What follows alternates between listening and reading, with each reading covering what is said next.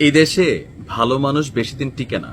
যারা মনে করেন যে ডিসি সারোয়ার আলম এই মুহূর্তে যিনি সিলেটের জেলা প্রশাসক, সারা বাংলাদেশের ভাইরাল ব্যক্তিত্ব, ওনার পাশে আমাদের দাঁড়ানো দরকার।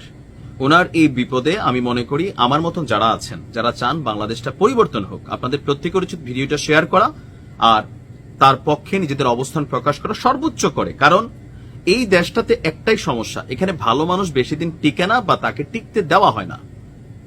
এই যে সমাজ একটা চেইনের মতন, সাইকেলের চেইনের মতন। এখন একটা সাইকেলের চেইনে ধরেন 200 বা 300 ছোট ছোট দাঁত থাকে, যেগুলা প্যাডেলের মধ্যে আটকায়, চাকাগুলা ঘুরে।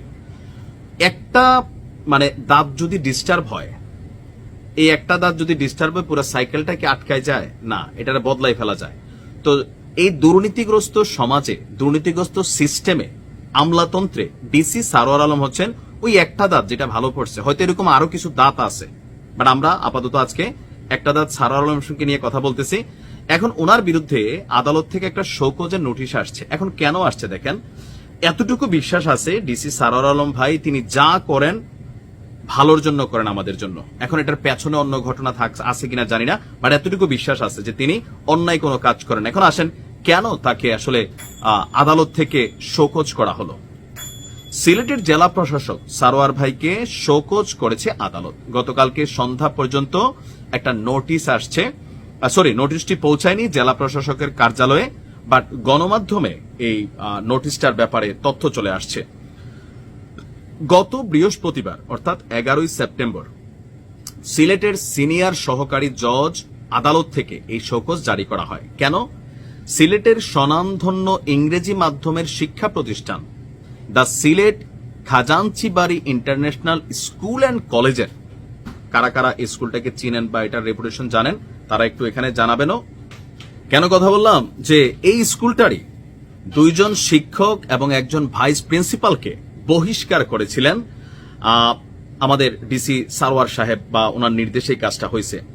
এখন এই ঘটনাকে কেন্দ্র করেই একটা রিট তৈরি হয়েছে তার বিরুদ্ধে। সেই রিটের পরিপ্রেক্ষিতে এই শোকজ পাঠানো হয়েছে। নোটিশে জেলা প্রশাসককে 15 কার্যদিবসের মধ্যে লিখিত জবাব দিতে নির্দেশ দিয়েছে আদালত।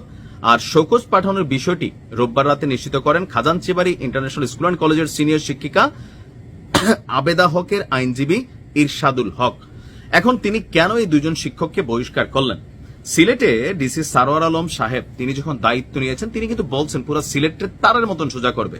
সাদা পাথর নিয়ে তার অ্যাক্টিভিটিস প্রশংসনীয় ছিল। এখন এই যে সিস্টেম, দুর্নীতিগ্রস্ত সিস্টেম, এখন আপনি কয়টার দাঁত তুলবেন এটাও একটা কথা, বাট দায়িত্ব তো পালন করতে হবে। জনগণের দায়িত্ব তাকে দেওয়া হয়েছে, তিনি ওয়াদাও করছেন। এই কাজগুলা কিন্তু এত সোজা না, কারণ পুরোটা সমাজে অপরাধ, দুর্নীতি জালের মতন ছড়াই আছে। আপনার কথাটা, যেমন আমি এই যে ভিডিও বানাই, আমার ভিডিওকে আপনার কাছে সবসময় ভালো লাগে। সারা বছর ভিডিও দেখে একজন ব্যক্তির হঠাৎ করে আমার উপরে রাগ ওঠে কেন?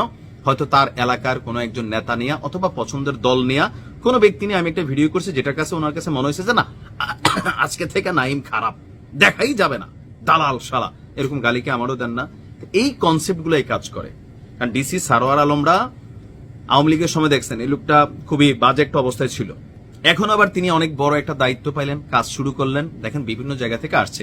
তো আদালতের শোকজে আসলে কি হবে? তেমন কিছু হবে না, বাট ওনার কাজের যে স্পিডটা, গতিটা, এটা থামাই দেওয়া যাবে অনেক ক্ষেত্রে।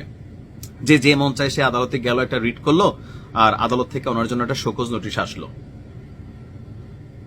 আমরা চাই যে ডিসি সারোয়ার আলম সাহেব তিনি যেন সসম্মানে দায়িত্ব নিয়ে কাজ করতে পারেন, ওই পরিবেশ তৈরি করে দেওয়া। ভালো থাকুন।